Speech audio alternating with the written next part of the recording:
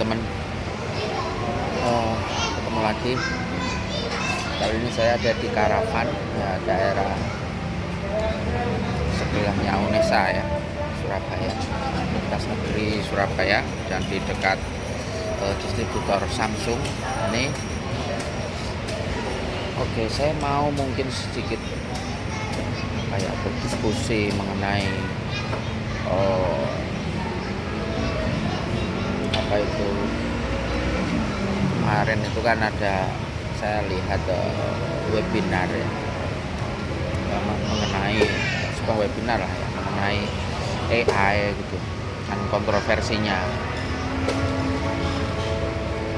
Mungkin saya mau menunjukkan satu poin-poin penting yang mungkin menurut saya secara pribadi yang sempat ya utak-atik sedikit tentang machine learning dan data science. Jadi memang saat ini artificial intelligence atau kecerdasan buatan itu sudah sebegitu signifikannya di dalam kehidupan nyata ya, dan itu cukup berdampak terhadap psikologis society, psikologis masyarakat, baik itu netizen, citizen, itulah ya. Nah, sementara warganet kita, netizen kita ini sebenarnya apa sudah siap atau belum, itu adalah masalahnya. Yang menjadi masalah kemudian itu ketika penggunanya belum betul-betul siap untuk menerima teknologi secanggih itu. Kalau kita melihat sejarahnya, sebenarnya sudah lama AI ini diajukan atau diproposikan untuk menjadi satu solusi terhadap permasalahan dalam dunia sosial dan kehidupan sehari-hari. Tetapi mungkin baru-baru ini aja dia betul-betul seperti dipush untuk diterapkan gitu ya di kehidupan nyata.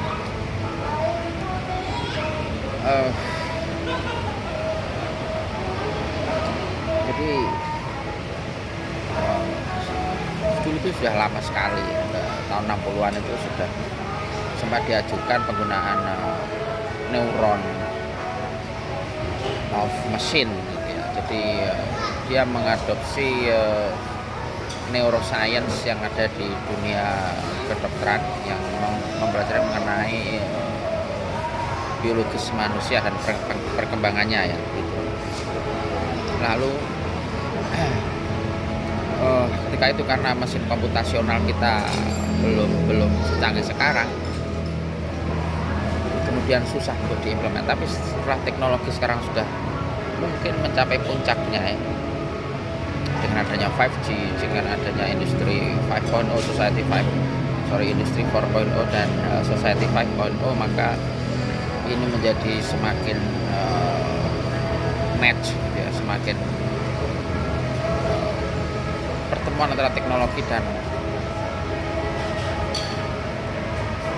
kebutuhan hidup manusia itu semakin nyata.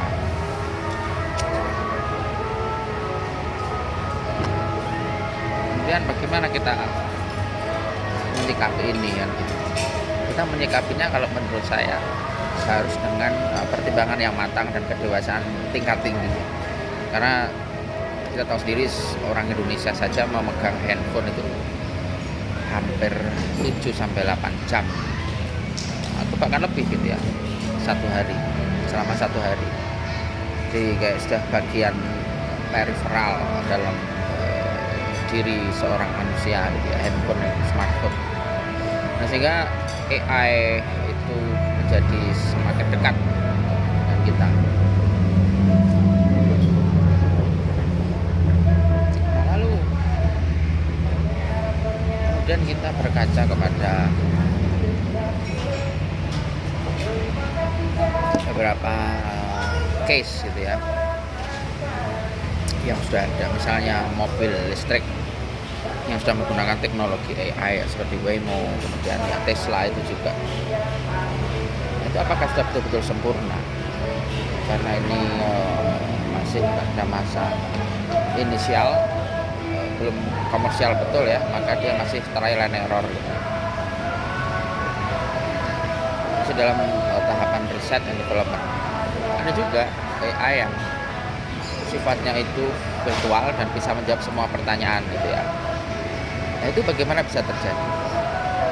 Secara prinsip AI itu melewati dua proses. Yang pertama adalah machine learning atau mesin yang belajar yang masih diawasi oleh manusia ya, atau masih diatur oleh manusia.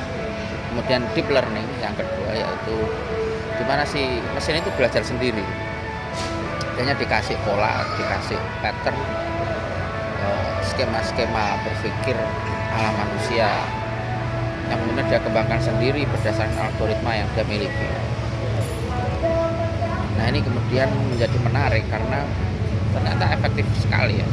Seperti OpenAI dengan produk ChatGPT-nya itu sempat booming ya.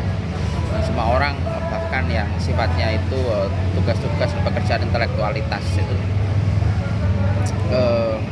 pekerjaan intelektualis ya, itu banyak dibantu banget dengan ChatGPT. Namun karena dia tidak punya kemampuan untuk memverifikasi dan memvalidasi, maka si pengguna harus memvalidasinya, melakukan verifikasi secara mandiri. Karena kita masukkan dataset, kemudian dari dataset itu kita menentukan apa saja variabel dan indikator yang perlu dicatat dan dipelajari oleh si mesin. Nah ini masih dalam tahapan mesin learning. Tapi kalau ChatGPT itu sudah deep learning ya, dia sudah belajar sendiri, dia sudah melihat database yang ada di internet, kemudian dicari yang relevan untuk diproposisikan ke user penggunanya. Saya kira ini menarik. Jadi pengkajian terhadap realitas artificial intelligence ini harus lebih sering, lebih intens saya kira. Karena tidak semua orang itu bisa menangkap fenomena itu sebagai sesuatu yang beresiko. Kebanyakan orang itu menerima fenomena itu apa adanya gitu, tanpa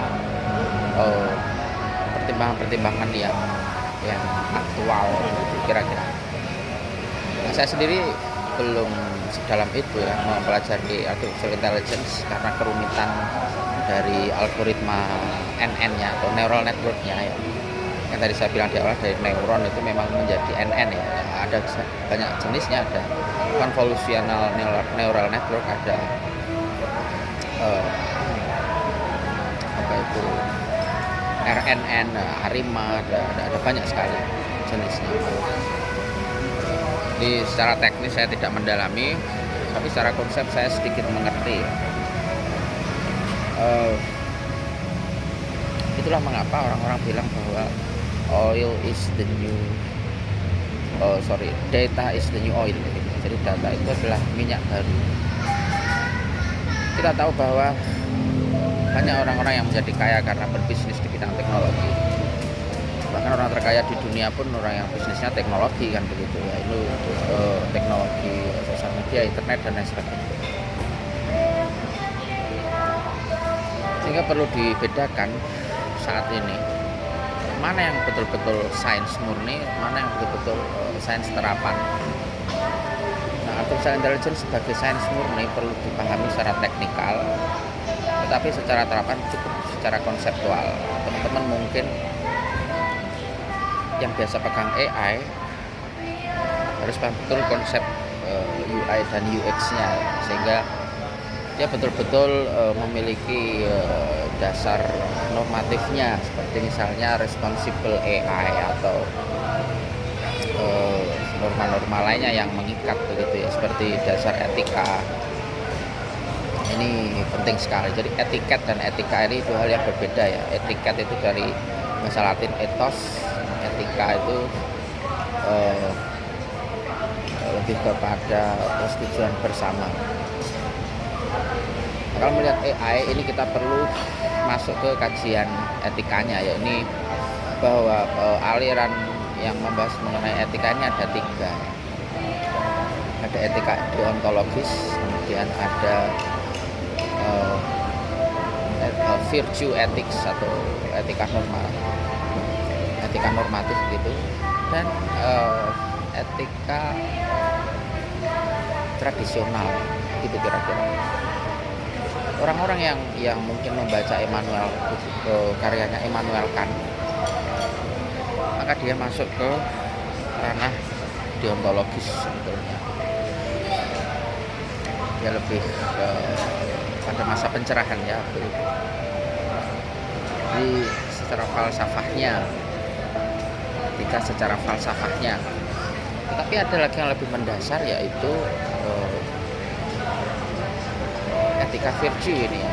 Pada masa Aristoteles dibedah sedemikian dalam ya, ini lebih tua lagi. Dan tentunya etika tradisional yang lebih mengarah ke kearifan lokal gitu ya, dimana di setiap negara pasti memiliki. Makanya ada Western philosophy, ada Eastern philosophy, itu karena ada ini bro. Nah, untuk melihat kedalaman secara filsafat dari realitas AI ini, kita perlu mengkaji kembali fungsi dan struktur dari AI itu sendiri. Apakah dia betul-betul efektif dan berfungsi dengan baik dalam kehidupan kita? Maka ini perlu ada kajian-kajian yang intens menggunakan metode-metode tertentu dalam dunia riset ya, sehingga menghasilkan kesimpulan yang pada akhirnya disepakati secara bersama begitu ya. Mungkin sudah banyak sih sebetulnya ya, ada GDPR, ada responsible AI-nya Microsoft dan lain sebagainya, itu bisa menjadi pegangan, tapi kita tidak tahu masa depan itu akan berjalan seperti apa, dan eksistensi teknologi AI ini akan seberapa signifikan berdampak. Maka kita perlu aware dan juga responsible for what we are doing. Oke, mungkin itu sharingnya hari ini. Santai ya, hari ini tidak banyak kegiatan saya, jadi setelah makan ya udah sharing-sharing aja gitu di channel sederhana ini. Oke teman-teman, happy weekend semuanya, sampai ketemu lagi. Saya Nedwin dari Surabaya, bye bye.